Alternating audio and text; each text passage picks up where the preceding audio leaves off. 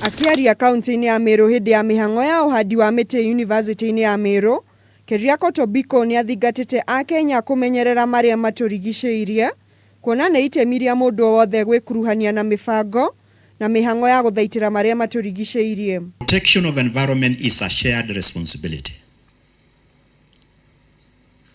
Environment belongs and start with you.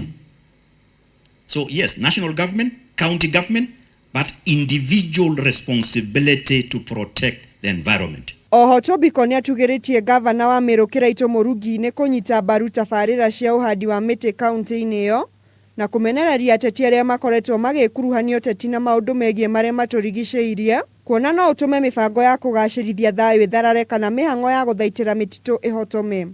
And we should not politicize environment, because environment does not know tribe, it does not know political party, it does not care. Whether you are in Jubilee, whether you are in Tangatanga, Kieleweke, or in between, environment does not care.